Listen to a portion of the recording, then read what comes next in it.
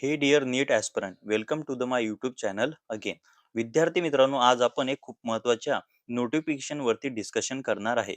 ती एकंदरीत 26 ऑगस्टला पब्लिश झालेली आहे.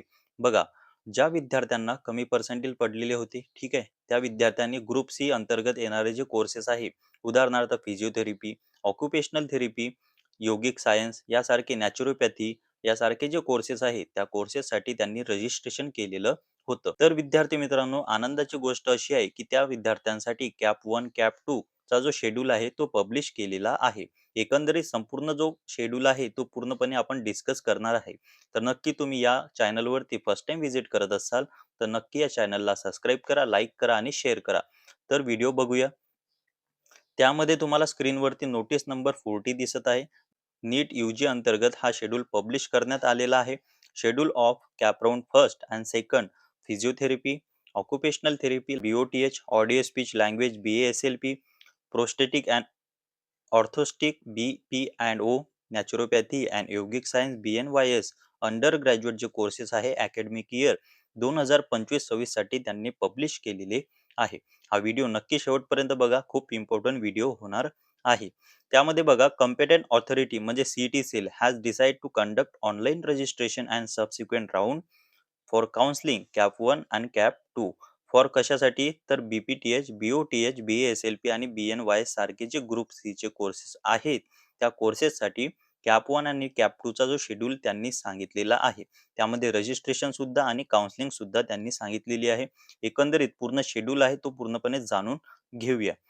त्यामध्ये तुम्हाला स्क्रीनवरती सगळ्यात अगोदर दिसत असेल online registration and session apply group C. ठीक आहे. आता एकंदरीत आपण जे ग्रुप सी म्हणूनच त्याचं नाव संबोधूया, कारण ते खूप सारे कोर्सेस आहे. ते सांगण्यामध्ये आपला व्हिडिओ हा लेंदी होऊन जाईल.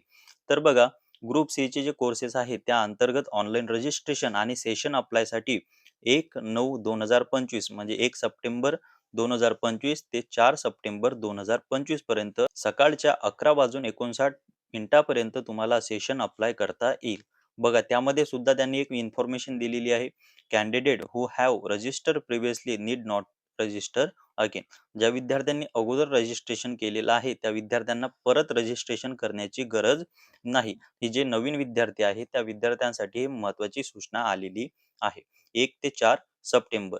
त्यानंतर बघा, ऑनलाईन रजिस्ट्रेशन मध्ये तुम्ही रजिस्ट्रेशन केल्यानंतर payment of registration fees through online payment gateway, जे ग्रुप सी चे कोर्सेस आहे त्या कोर्सेससाठी पेमेंट रजिस्ट्रेशन, उदाहरणार्थ SC ST जे रिझर्व्ह कॅटेगरी आहे त्यांना 800 आणि ओपन कॅटेगरी किंवा EWS कॅटेगरी वगैरे आहे त्यांच्यासाठी 1000 असे समथिंग जे फी आहे ते सुद्धा तुम्हाला 1 ते 4 सप्टेंबरच्या कालावधीमध्येच भरणे आहे. ते सुद्धा 4 सप्टेंबरच्या 12 वाजेपर्यंत, एकंदरीत 11:59 पर्यंत. त्यामध्ये सुद्धा त्यांनी एक महत्त्वाची सूचना दिलेली आहे. A candidate will be treated as register for the process only after successful payment of the fees. सगळ्यात महत्त्वाची सूचना यामध्ये तुम्हाला दिसत असेल की ज्या विद्यार्थ्यांनी जर पेमेंट त्यांनी क्लिअर केलं तरच त्यांना एक रजिस्टर कॅन्डिडेट म्हणून घोषित करण्यात येईल. त्यानंतरच ते कॅप 1 आणि कॅप 2 साठी त्यांचे मेरिट लिस्टमध्ये नाव येईल. अन्यथा त्यांचे नाव कॅन्सल होऊन जातील. तर नक्की तुमचं पेमेंट सक्सेसफुल झालं आहे का नाही याची रिसिप्ट आणि कन्फर्मेशन मेसेज तुमच्याकडे असू द्या. त्यानंतर आहे बघा, uploading of colour scan copy of original requisite document on the portal as per the list.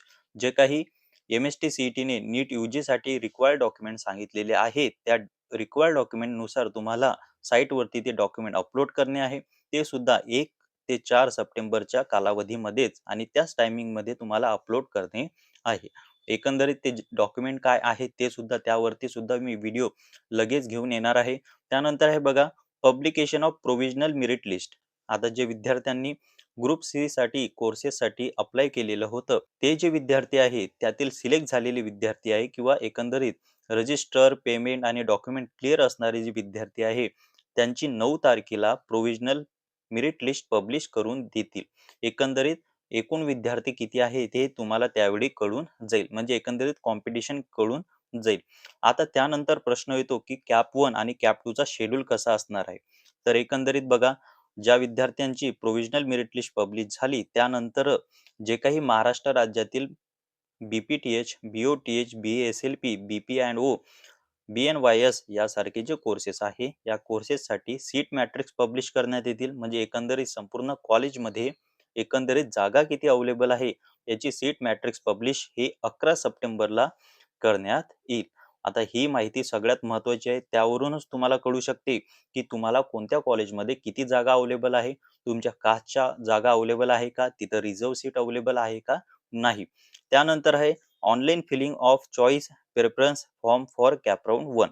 एकंदरीत BASLP, BPTH हे सारखे कोर्सेस आहे, ज्या विद्यार्थ्यांना ज्या क्षेत्रामध्ये प्रवेश घेण्याचा असेल, त्या विद्यार्थ्यांना चॉईस प्रेफरन्स फॉर्म कॅप 1 साठी फिलअप करता येऊ शकतो. केव्हा? तर 12 सप्टेंबर ते 14 सप्टेंबर संध्याकाळच्या 6 वाजेपर्यंत.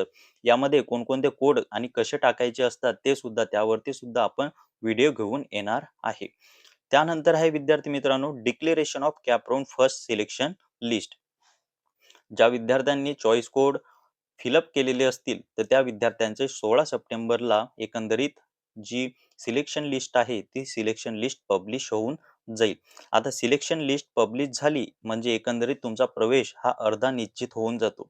आता अर्धा प्रवेश निश्चित होण्यासाठी एकंदरीत 17 सप्टेंबर ते 21 सप्टेंबर संध्याकाळच्या 5:30 वाजेपर्यंत तुम्हाला physical joining filling status retention for CAP round 1 form with original document and requisite fee by the DD and cheque. एकंदरीत विद्यार्थी मित्रांनो, जे विद्यार्थी सिलेक्शन लिस्टमध्ये पात्र झालेले आहेत, त्या विद्यार्थ्यांना फिजिकल जॉईनिंग, एकंदरीत बेटरमेंट, स्टेटस रिटेन्शन फॉर्म यासारखी सगळ्या ज्या गोष्टी आहेत, त्या 17 ते 21 सप्टेंबरमध्ये करणे आहे. त्या अंतर्गत त्यांना सगळे ओरिजिनल डॉक्युमेंट ॲज वेल ॲज DD म्हणजे डिमांड ड्राफ्ट, ज्या कॉलेजने तुम्हाला सांगितलेलं आहे तुमच्या कॅटेगरीचा किती डिमांड ड्राफ्ट आहे, याबद्दल सुद्धा मी व्हिडिओ घेऊन येणार आहे. ते सुद्धा तुम्हाला 17 ते 21 सप्टेंबर मध्ये सबमिट करणे आहे. त्यानंतर आहे विद्यार्थी मित्रांनो, publication of seat matrix cap round 2. आता हे सुद्धा महत्वाचं आहे, की जे विद्यार्थी बेटरमेंट केलेले असतील, जॉइनिंग केलेले असतील किंवा त्यांच्या नावापुढे नो चेंज आलेले असतील किंवा चॉईस इज नॉट अवेलेबल आलेले असतील, ते सगळे विद्यार्थी कॅपराऊंड सेकंड साठी इलिजिबल राहून जातील. मग आता कॅपराऊंड सेकंड मध्ये सगळ्यात अगोदर सीट मॅट्रिक्स येते, म्हणजे उरलेल्या कॉलेजमधील जागा. जेव्हा ह्या जागा पब्लिश होऊन जातील, तेव्हा तुम्हाला कळेल की कॅपराऊंड सेकंड मध्ये किती जागा अवेलेबल आहे. तर ही तारीख आहे विद्यार्थी मित्रांनो 1 ऑक्टोबर 2025. त्यानंतर बघा, online filling and choice preference form CAP round 2 चा जो आहे तो शेड्यूल सुद्धा त्यांनी सांगितलेला आहे. 2 ऑक्टोबर ते 4 ऑक्टोबर दरम्यान तुम्हाला परत कॉलेज कोड फिलिंग करता येणार आहे. त्यानंतर आहे declaration of CAP round second selection list सुद्धा 6 ऑक्टोबर 2025 ला होऊन जाईल. आणि same as it is physical joining आणि स्टेटस रिटेन्शन फॉर्म DD आणि रिक्वायर्ड जे डॉक्युमेंट आहे ते सुद्धा तुम्हाला 7 ते 11 ऑक्टोबर पर्यंत भरून द्यावे लागतील. एकंदरीत फिजिकल जॉइनिंग या 7 ते 11 ऑक्टोबर संध्याकाळच्या 5:30 वाजेपर्यंत तुम्हाला करावी लागेल. आता जे सबसिक्वेंट राऊंड आहे, जर तुमच्या कॅपराऊंड सेकंड मध्ये जर जागा कोणत्याही कॉलेजच्या उरत असतील, तरच तुमचा कॅपराऊंड 3च्या फेऱ्या घेण्यात येतील. अदरवाईज तुमच्या कोणत्याही प्रकारच्या फेऱ्या घेण्यात येणार नाही. हे सुद्धा तुम्ही मनामध्ये ठासून ठेवा. म्हणून तुम्हाला कॅप 1 आणि कॅप 2 मध्ये जर कोणतीही जागा मिळत असेल, तर नक्की तुम्ही विद्यार्थी मित्रांनो त्या कॉलेजला जॉईनिंग करू शकता.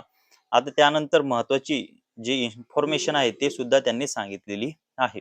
The above schedule is subject as per change as per the direction of various authority like MCC, AA, CCC, central government, state government आणि हॉनरेबल कोर्ट. बघा, काही जे लोक आहे ते याचिका टाकत असतात, केस करत असतात, तर त्या कारणामुळे ही जी ऍडमिशन प्रोसेस आहे ही लांबू शकते. परंतु यामध्ये मायनर चेंजेस होतील, यापेक्षा काही मोठे चेंजेस होणार नाही किंवा चेंजेसच होणार नाही.